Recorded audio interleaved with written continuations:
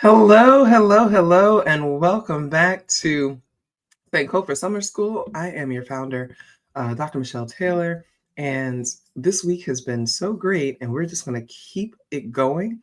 There's so much great energy, and I know you all are going to love this class. All right, this is Do Black Lives Matter to God with our own Naomi Washington Lephart. So I'm going to tell you a little bit about her. I'm going to bring her to the stage and let her do her thing, okay? Our good sis is a daughter of Detroit. She's an adjunct faculty member in the Theology and Religious Studies Department at Villanova University. Most recently, Naomi was the Faith Outreach Director at the National LGBTQ Task Force. Prior to working at the task force, she was the Suburban Community Organizer for Power, a multi-faith, multiracial network of congregations in Metro Philadelphia. She also served as co-pastor and minister of music at the Wisdom's Table at St. Peter's United Church of Christ. She is affiliated with the Fellowship of Affirming Ministries and the United Church of Christ and earned a Master of Divinity degree from Lancaster Theological Seminary in 2016. Naomi delights in singing with the Philly Threshold Choir, a group whose mission is to bring audible comfort and kindness to people in hospice care. She is a board member of Roots of Justice, a collective of anti-racism trainers and organizers. In 2016, Naomi was invited to serve as a member of the Faith and Spiritual Affairs Advisory Board for the City of Philadelphia Department of Behavioral Health and Disability Services. And in 2017, she was appointed by Mayor John Kenney to the Philadelphia Commission on LGBT Affairs. Naomi's work is included in the volume From Generation to Generation, a commemorative collection of African-American millennial sermons from the Festival of Preachers from 2010 to 2015, a rare and unique compilation of what the nation's most promising young African-American ministers are thinking and proclaiming about the Christian faith. I also want to say that I went to undergrad with Naomi, and I've known her since we were both so much younger. I am honored to bring our good sis to the stage, and I am going to turn things over to her. She's got slides, she's got energy, and I want you all to welcome her to the stage and have a great time, y'all. You know, I'll be in the chat. All right, take it over, sis. Thank you, Dr. Taylor, and thank you, everybody, for joining us tonight for this Thursday night installment of Sankofa Summer School. I am grateful for this opportunity to think theologically with you, to talk theologically with you, because I fundamentally believe that the theological, in many cases, precedes the material and the practical, right? And I'll say more about that as we go. Let me go ahead and share my screen to get right in it. And we got this. And we got this. All right. So hopefully you can see these slides. We're going to be talking about theological responses to Black suffering, provoked by this, what I've discovered is an indecent question, which is why I love it. Do Black lives matter to God? And I ask that question in light of the fact that Black folk are still experiencing persistent suffering. The manifestations of evil in this world have disproportionately affected Black folk. And so it compels me to ask the question, does God care? Or as Tupac said, do the Lord care? Right? And so let's spend the next bit of time grappling with this question. I think I should just be able to hit my, okay. Want to start by grounding us in the unapologetically Afrocentric foundation of Sankofa Summer School, right? Dr. Molefe Asante developed Afrocentricity as a theoretical framework in the 80s. And since then, brilliant scholars, including our founder, Dr. Michelle Taylor, have expanded the Afrocentric paradigm, and they've given us a template to guide our educational praxis. Being Afrocentric means centering Africana people. So part of what we're going to do today is talk about the sort of classic, and I put that in air quotes, theologies that have made sense of suffering. And then we're going to ask, well, does this work for Black people? Does this theological frame work for Black people? We're centering Africana people, um, not as the object of other people's stories, not as the object of other people's theologies, but as self-determined drivers of our own stories. Now, most of us have learned in primarily Eurocentric kind of context. We've used Eurocentric materials, including religious materials. And, you know, I'm grounded in the Christian tradition. So, Christian tradition is whitewashed every which way, right? It's how I was formed in Christianity. But what we learn is that those ways of knowing and being are actually not the best for us and not universally applicable to us. So Afrocentricity challenges that notion that what is European is better and right. Okay, so we're grounded in that here at Sankofa Summer School. I want to just do a 101 what is theology, because sometimes I have conversations about theology with people who are like, I'm not a religious scholar, I'm not an ordained minister. Am I eligible, right, to do theology? And I love what this comic suggests. See this from disembodiedbeard.net. Person asks, what you doing? And the person listening to records, right, says theology, right? I want you to know that theology is a discipline that any one of us can engage, right? We don't need anybody to tell us that we're qualified to do theology. Why? Because theology is just the study of the nature of God, speculation about the nature of God, and more broadly, God's relationship to the world, right? So we'll see throughout the conversation today, regular everyday people are doing theology all the time, right? When they say something about who God is, what God is doing or not doing, um, or they speculate about the way God is in relationship to humanity, for example, right? So, with this really broad definition of theology, I want to just welcome you and give you permission to be a theologian for this conversation and beyond this conversation. Okay, so we're here to do some theology together. Now, I first asked this question: do Black lives matter to God? After my father, you see him in the picture there, suddenly died. We took this picture in the waiting room of the DMV 1 month exactly before my father died. Went to sleep on Saturday, and did not wake up on Sunday. Um, my father had a funeral at the childhood church where I grew up, and I'm at the funeral. Funeral begins, ends, and I am leaving with my family. But I'm overcome, right? I'm sad. And one of the nurses in the church, you know, the nurses, right? They got their Kleenex and stuff, came up to me and handed me a Kleenex and said this: I'm so sorry, Naomi. God must have just wanted him more than we do. Now, this woman helped to raise me in the church. I know she loves me.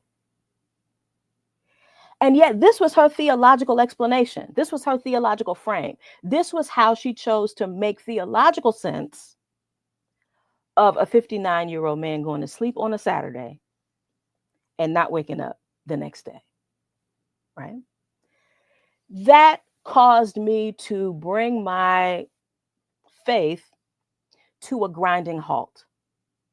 I was like, whoa, if that's the way God operates, I don't want anything to do with God, right? And I went on this journey to figure out how I could reconcile my own conception, understanding, experience of God with the reality of my Black life, right? That my daddy ain't the only one who died prematurely, right?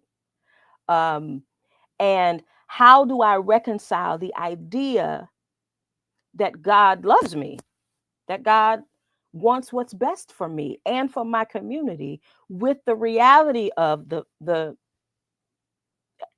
Black folk are dying, Black folk are suffering in many ways, right? Where is God? So I started asking this question because it got personal for me. This was my first major loss, and the way I was being invited to make theological sense didn't make any sense to me. Okay, so zooming out from the personal to the communal, right? You may remember that Sonia Massey, a little more than a year ago, was killed by the state. Um, and I won't tell the whole story, but at one point, when Sonia Massey was in her own house, in her own kitchen, cooking, and the police officers were, asking her questions, telling her to put the pot down, et cetera, she said, "I rebuke you in the name of Jesus." They still shot her in the head in her own house, in her own kitchen, while she was cooking. Right? And I saw people on social media, Black people on social media, saying, well, at least she knew how to call on the name of Jesus. As if that somehow justified being shot in the head in her own house, in her own kitchen. She called the police for help with what she thought was an intruder. And she was the one who paid the ultimate price, right? So after a lot of kind of tragedies and premature deaths, etc., I see a lot of this. I don't know if you see this in your social media feed and whatever, people trying to make sense theologically of what just happened. So the tragedy is huge, right? Sonia Massey, Sanaya Cheatham, just was found dead in her cell at the beginning of this month, right? These huge losses, huge tragedies, experiences of deep suffering. And the theological explanations that we often have are tiny, inadequate, insufficient, right? And so that brings me to the discourse within the field of theology that seeks to address this very thing. Okay? Many times, folk in religious communities are taught, particularly in Christian religious communities, are taught that, number one, God exists. Number two, because God exists, we believe that God is omnipotent. That is, God is powerful enough to stop evil. God has the capacity to stop evil. And classic Christian theology says that God is omniscient. That is, God knows how to stop evil. So not just having the capacity to, but the knowledge to know about how to stop evil. And then classic Christian theology says that God is good. God is morally perfect, right? God desires to end evil because God is good and God wants to eradicate evil, right? This is classic Christian theology. But there's a rub, because despite all of this, God's power to stop evil, God's knowledge of how to stop evil, God's goodness and desire to stop evil, evil still exists. And evil, I want to say, persists. It seems like evil is winning sometimes, right? So the theological conundrum is either God doesn't exist or God is not all powerful or not all knowing or not perfectly good, right? Now, this is just another way to say what I just said, right? Either God is good and can't stop evil, doesn't have the power, or God is powerful but doesn't want to stop evil, right? These are all depictions of God that run uh, run afoul of classic Christian theology, because we got to maintain those three things: God's power, God's goodness, and God's knowledge. We call this in the field of theology theodicy, the grappling with this problem. It's often called the problem of evil, right? That how does God and evil, how do they coexist, right? Somebody is wrong about God.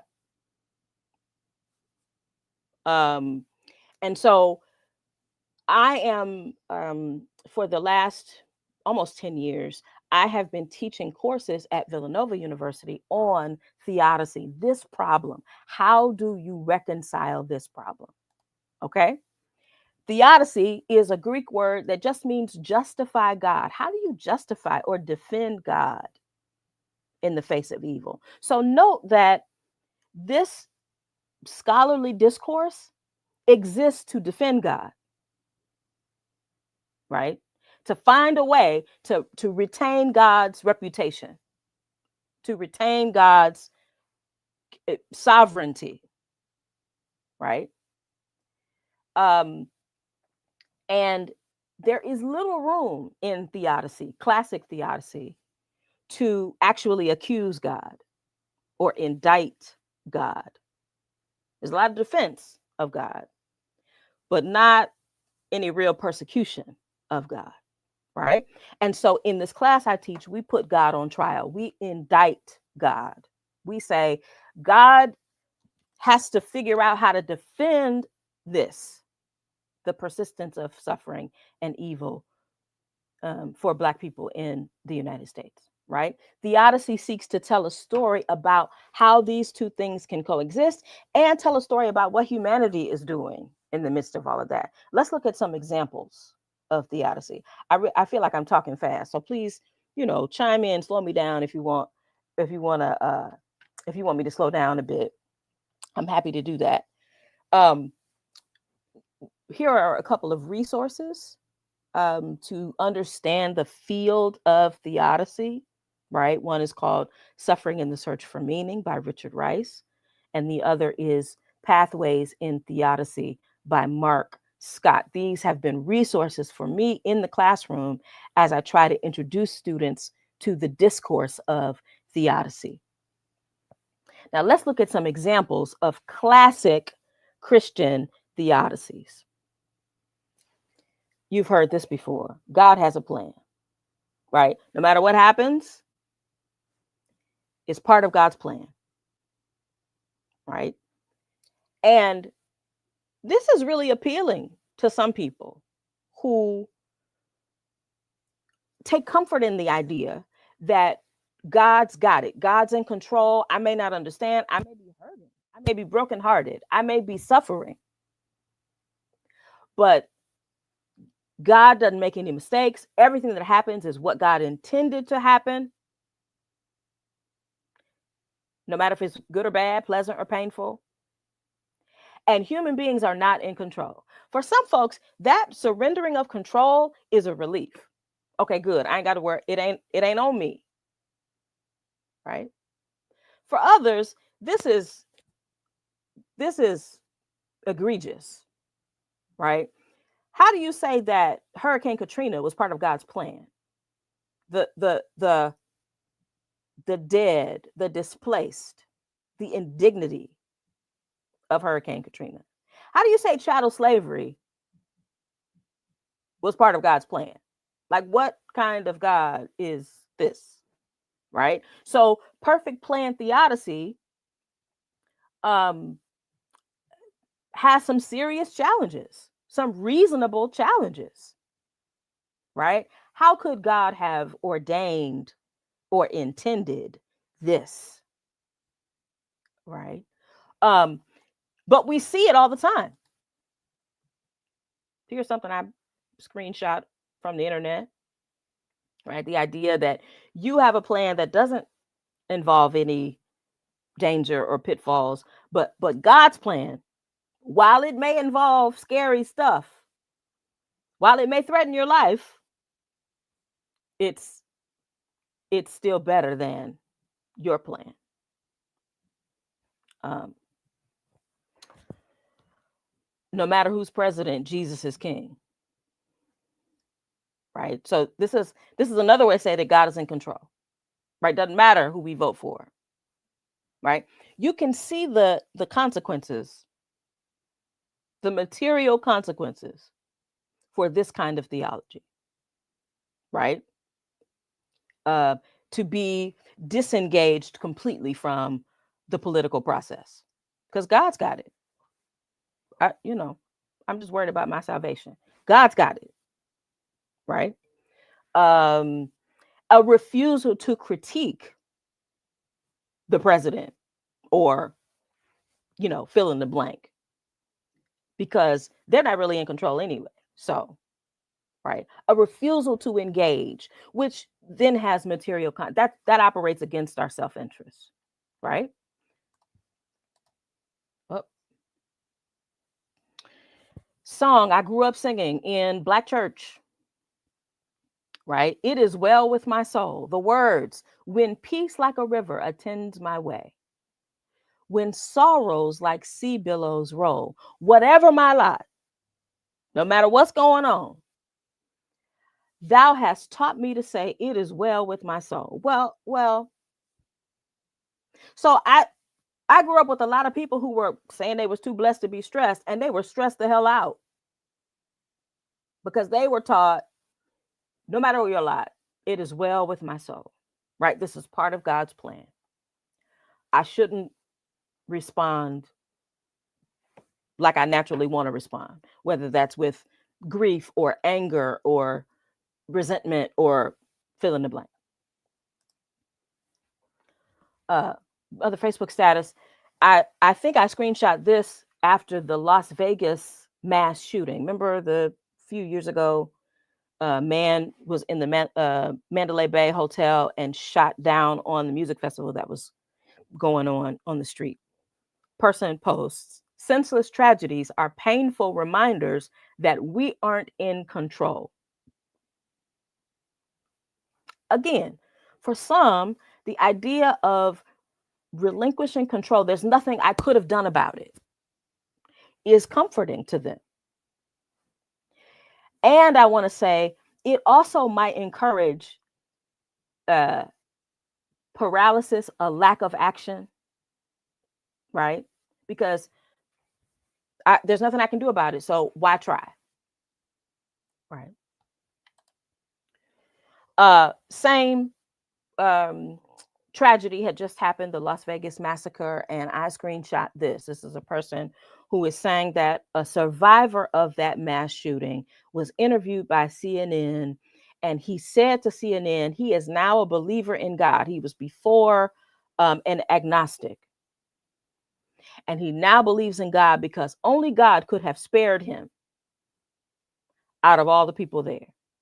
And this person is celebrating, right, that regardless of the fact that 60 people have been killed in this tragic way, right, somebody came to Jesus. And you see the comments, right? Marianne says, God will get the glory out of anything the enemy tries to do. The glory being that this person apparently professed his belief in God, right? The next person says, I pray that more souls, I think this is the original poster, I pray that more souls will be saved behind this and every other tragedy. So this is a God who plans a tragedy in order to convert more people. And again, I think a Black person has to ask, well, what kind of God is this? Is this the kind of God that serves me, right? To inflict a tragedy on me in order to get the glory, right? You can see that the person, Annette, says, I wonder how many of those 50 people who were killed were actually believers in God. Why weren't they spared? Reasonable question. And someone responds, it was just their time, right? So what I want to say about this theological frame is that it requires it's not really, in my view, coherent. It doesn't stand up to rigorous examination and interrogation, because a person asks and it's like, well, oh, I guess it was just their time. Let's skip this one. So perfect plan is one theodicy framework, and then we've got free will defense. You've heard this before, right? It's not God's fault. Humans have free will, right? God created humans with freedom, and God is not responsible for what they do with that freedom. So while God might be responsible for the fact that we are free and the possibility that we might use that freedom to do egregious things, to hurt each other, God is not responsible for the actuality of that evil when the human being decides to do that thing. Right? So again, this is shifting the blame completely away from God and completely onto humanity itself. Right? We see this in action every time something happens and XYZ community gets blamed or XYZ sinners get blamed. I'm putting sinners in quotes, right? So pull this at the beginning of COVID. There was a pastor, there is a pastor who was preaching that LGBTQ plus people are to blame for COVID, right? If we didn't have so many LGBTQ people living in sin, then perhaps a pandemic would not have affected us, right? It's them blaming the French Quarter for Hurricane Katrina as God's punishment, right? We see this a lot. Human beings make decisions, and those decisions are responsible for all of the evil in the world. Screenshot of a post I took at the beginning of COVID, right? This person is like, God said you want to worship athletes? I'm going to shut down the stadiums and arenas. You want to worship musicians? I'll shut down every music venue, right? You want to worship actors? You want to worship money? You want to worship your bodies? I'll close down the gym, right? This is this person saying, humanity has been making bad decisions, and so God is now coming in to punish, right? The quarantine that you're experiencing now, the restriction of movement now, the disease itself is punishment for human behavior. So, perfect plan, free will, something called soul making. Now, this is what I like to call the no pain, no gain theodicy, right? The idea that in order to mature, in order to develop our character, we have to encounter difficulty. We have to encounter suffering, right? Not only is growth possible after suffering, but that actually we can never grow unless we experience adversity, right? Suffering is like a curriculum that trains us up into the kind of fully actualized human beings that we need to be. Now, again, this raises some questions, right? Like, the cost of suffering seems to be much greater than any benefit we might. And when you're in the midst of the pain, you don't have the benefit of hindsight to be like, oh, well, I learned this and that from the pain. So is this fair, right?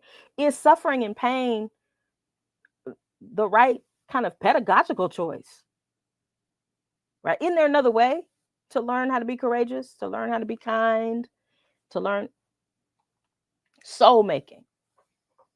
Here's a tweet. I really believe God will break you down until you have no choice but to trust in him. Again, people trying to reason their way through, trying to make sense of, why is this happening to me? Why is this happening to my community? Well, it must be so that we turn back to God and we learn our lesson. I wanted to play this clip. Let's see if it'll work.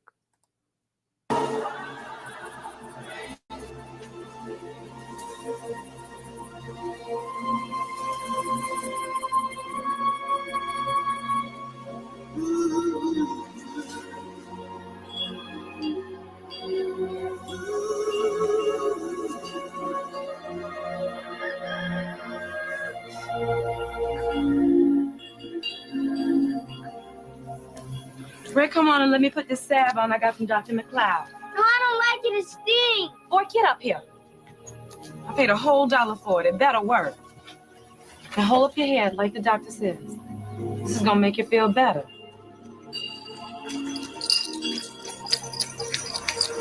Ray, come on in for dinner. And stop rubbing those eyes.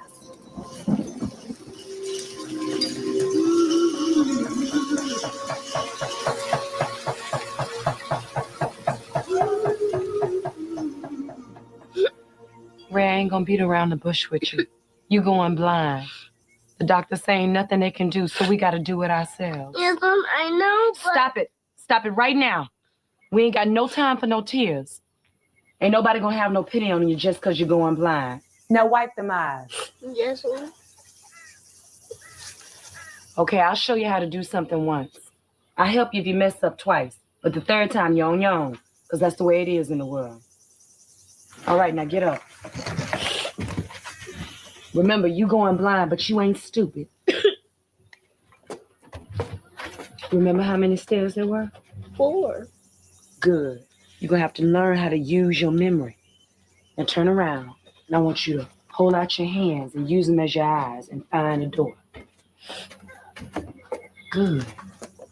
That's real good, baby.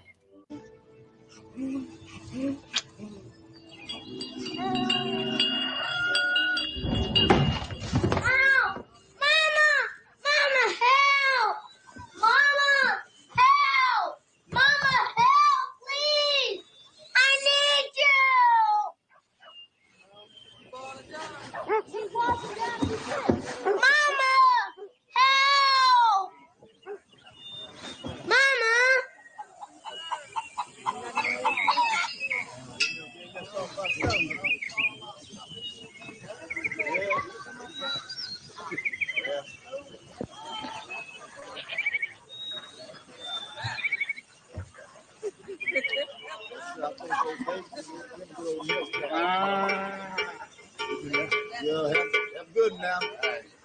Come on, come on.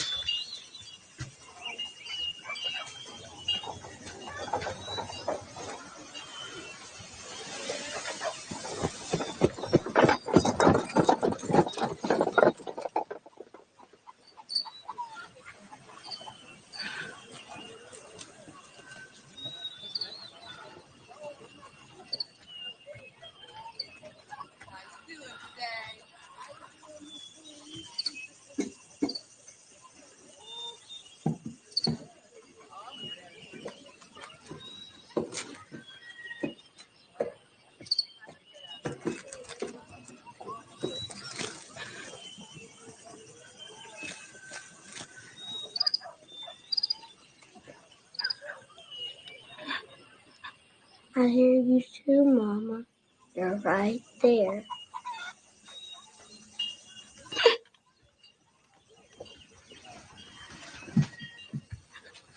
Yes, I am. Why are you crying, Mama? Because I'm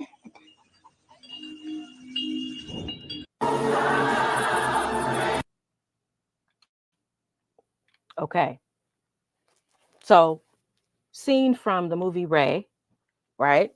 And essentially, Ray's mother acts like God in the soul making theodicy frame, that she withdraws her power, withdraws her intervention, so that young Ray can figure it out and learn and mature. And, Ray Charles said, my mama is the reason right? So, um, I think the point I want to make is that it's not that terrible experiences don't eventually teach us, eventually shape us, grow us up, etc. But to suggest that we can't do it without the suffering, right, is where the theological rub is for me. That God sort of sadistically uses pain to teach us, right? This graphic here is another example of this kind of, right? If you're annoyed, then that's teaching you patience. Anything that angers you is teaching you forgiveness. Anything that you hate is teaching you love, right? This idea, this rationalizing of pain, because pain has a purpose, right? Well, if pain has a purpose, then what incentive do we have to stop the pain? Right? Is the question, the theological question I have to ask, right? Okay, one more theodicy framework called cosmic conflict. You might already anticipate what this is. This is, the devil is a liar. The devil is busy, as the folk in my church would say, right? The devil is busy, right? This is the idea that God has an enemy, and that enemy is trying to undermine the good, undermine God's work, undermine God's intent. And we live in the crossfire of this kind of cosmic battle going on between God and God's enemy, Satan, the devil, fill in the blank. We become casualties of this cosmic war. The devil is the one responsible for our suffering.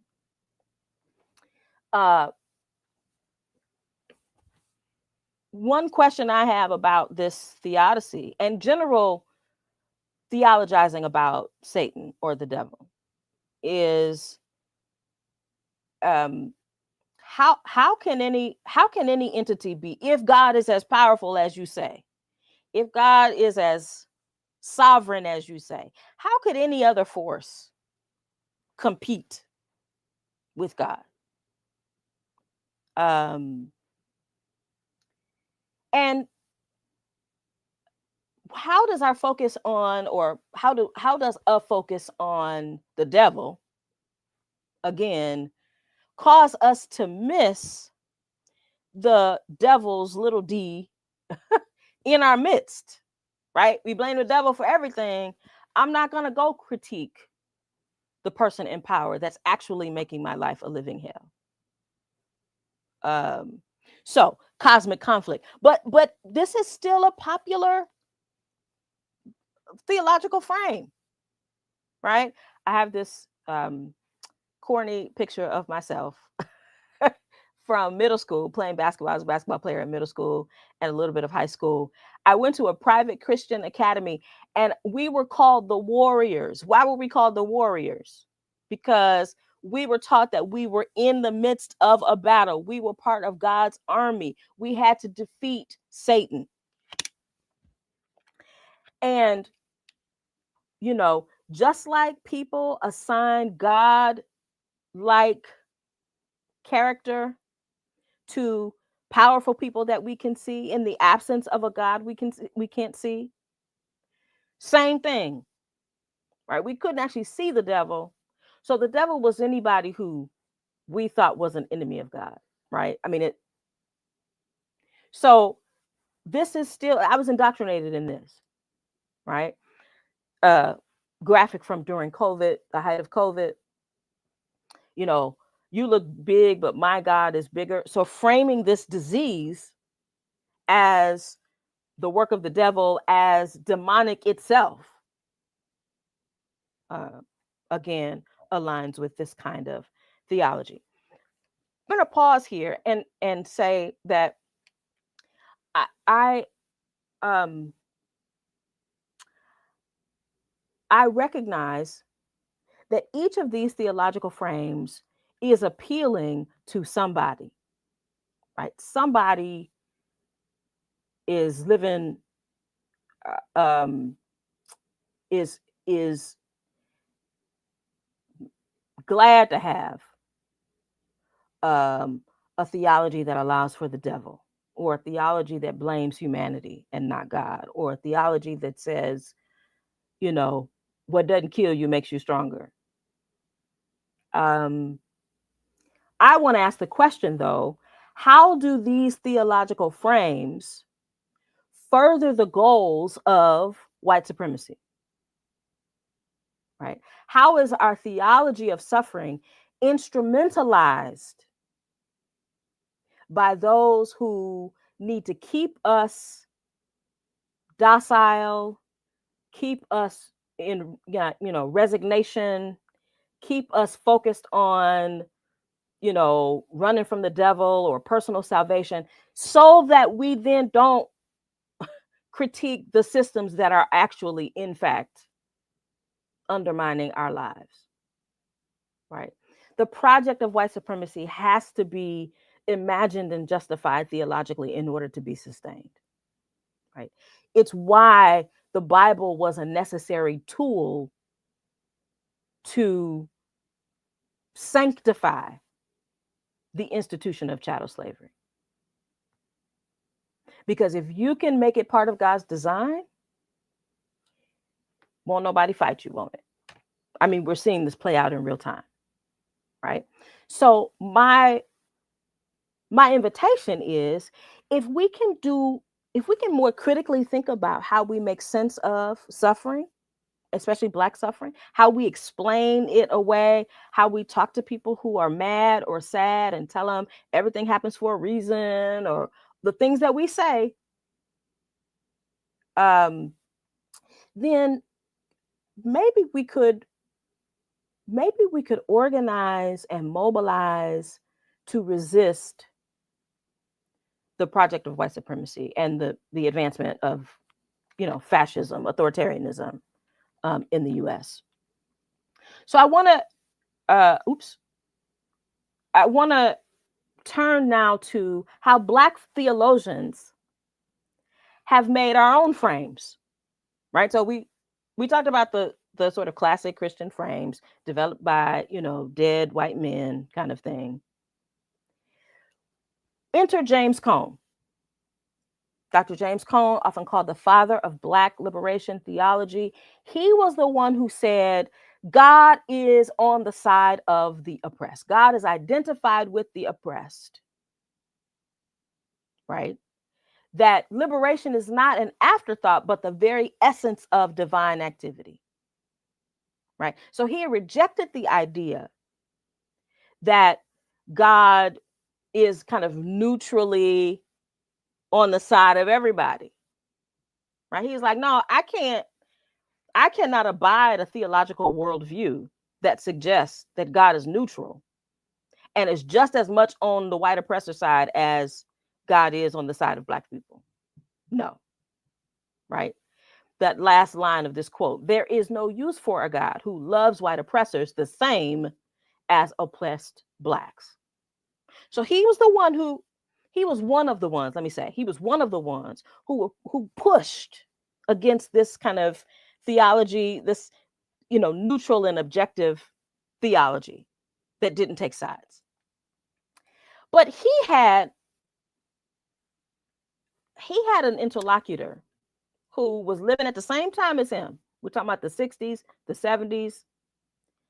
And he was like, wait, so God is on the side of the oppressed, but the Klan still rides. So I don't know. He was like, I can't tell. That's basically what he said. His name was William R. Jones, Dr. William R. Jones. And he wrote a book kind of in response to Cone called Is God a White Racist? He was like, I cannot reconcile the persistence of Black pain with a God who is on my side. So God must be a white racist. This is what Jones contributed to the theological discourse. And let me say, he was shunned. His book was shunned because people, and even Black people, did not want to hold God accountable, to change their minds about God. Maybe God can't do it. Maybe God is not all powerful. And we shouldn't be calling on God. So I want to say that there are some theological frameworks that might make more sense given Black life. One is called the finite God theodicy. That is to say, God does not have the power. God's power is finite, is limited, and God cannot unilaterally prevent evil. God's involvement in the world only takes place through God's creatures. So this is a lot more, it's kind of a humanistic kind of, like human beings have the power, right? Because that is how God works in the world, through humanity. I want to leave you with a couple of scholars, Black scholars, who further this conversation. Dr. Monica A. Coleman, she's at the University of Delaware, so not far from Philly, where I am. And she is doing the work of trying to, I want to say, re-educate people or invite people to interrogate the theological conclusions that they've been living with. She helps people, teaches a whole class on suffering and how, what kinds of theology serve us well if we're suffering. So she's a resource. She's got several books. She's got a website. She's all over social media. Protest theodicy. This is the theodicy that says, look, there's no good reason for suffering, period. No. And actually, I'm mad at God, right? Because God made certain promises and those promises have not been kept, right? God must be confronted in this theological worldview. God must be rejected if God cannot account for the tremendous suffering that Black people experience. I'm not going to play the clip because I want to leave time for some questions and interactions. I want to know what you're thinking. But if you watch Netflix's Ma Rainey's Black Bottom, so Netflix did a live adaptation of August Wilson's Ma Rainey's Black Bottom. And Chadwick Boseman, the late great Chadwick Boseman, played a character called Levy. And in the film, in the play, Levy has a kind of soliloquy, a scene where he is grappling with the inactivity, the inaction of God in the wake of his mother's suffering. He actually says, God doesn't give a damn about Black people. I mean, he says it more crassly than that. God doesn't give a damn about Black people, right? And here's how I know, right? Again, to protest the idea that our suffering makes sense or has a purpose. A couple more resources. Dr. Anthony Penn at Rice University wrote, "Why, Lord? Suffering and Evil in Black Theology." He's one of my favorite scholars, period, certainly scholars of religion. And A Troubling in My Soul, Womanist Perspectives on Evil and Suffering. Womanist is a particular theological orientation that centers Black women, right? And so essays in that book deal with and critique theologies of suffering that actually further victimize Black women. So I'm going to stop here. Let me stop here. Oh, did I stop? Yes. Okay. And I left a little bit of time. I'm sorry. You're good. You are good. One of our folks in the chat posted she's getting her life out of this. This wow. is All right. so informative. It really is. First of all, thank you for this. I have my own journey. Oh, Lord. But it's so important to me to have had this particular class. I know right now, like especially, our people are struggling. Mm-hmm. Everything in the world. Mm-hmm. Then there's like the next level, everything that's happening locally. Yep. Then it's what's happening in my home, and then what is happening inside of me, right? Yeah. And so I'm recognizing this as, a retired professional, like our people are like, we're Yep. Right. And so I think that so many people have this exact question, does this matter? Do I matter? Like, a lot of that, I know someone kind of dealing with that right now. So I really appreciate that you came and you did this.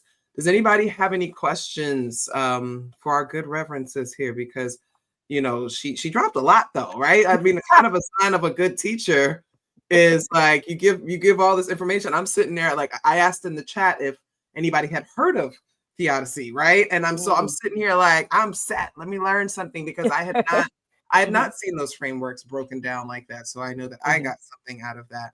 And said this has been a thought-provoking session. Absolutely. Thank you.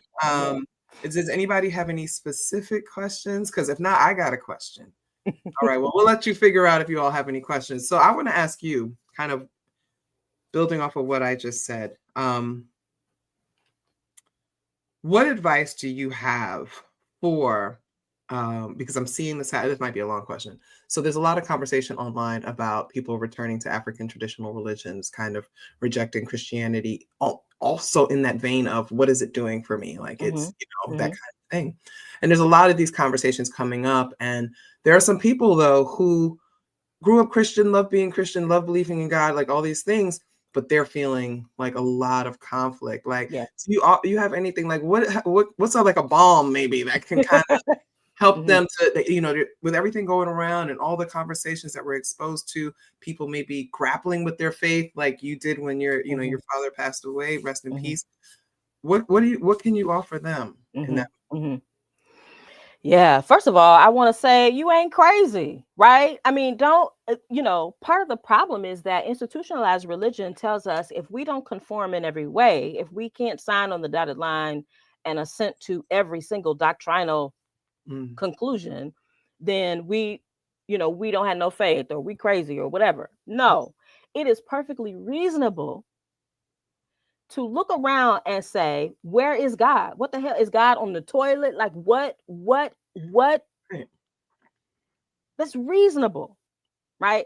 And I struggle, you got to do a lot of work to actually tamp down that question these days, right? So I want you to know that it's legitimate. You are, if you're like, how can I stay Christian? I don't know. Well, listen, these are the parts of the Bible they don't want you to know about, right? The people who stood toe to toe with God and said, what the hell? Right? And God, they didn't get, they didn't spontaneously combust. They didn't get sent to hell. No. Right? God met them in their place of frustration, anger, resentment, you know, feelings of betrayal, etc. Right? Also, I want you to know that there is a theological home for you. If you want to maintain your faith, if you want to stay in Christianity, there are now these theological viewpoints are marginal. Let me say that they are. Right? You're not gonna be able to go into XYZ mega church and see them talking about do Black Lives Matter, God, like that's right. So I want you to know, but there is a theological tradition within Christianity that has always and I want to say led by Black folk and other people of color whose lives were like right. You can change your mind about God. You can change your mind. You can say, you know what, maybe God is just the energy I have to, right? And that's okay. That's okay. Or you might say, you know what, this kind of God is a monster and I want to walk away from God completely. Right? Yeah. I believe that faith has to be a consensual activity. Oh. And at the point at which you no longer consent, your no is no.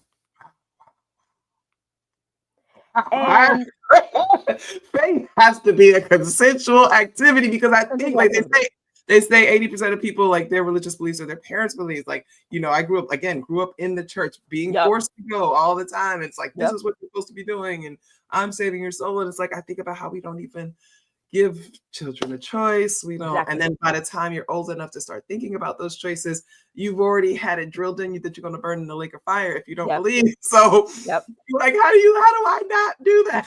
Right? Oh man.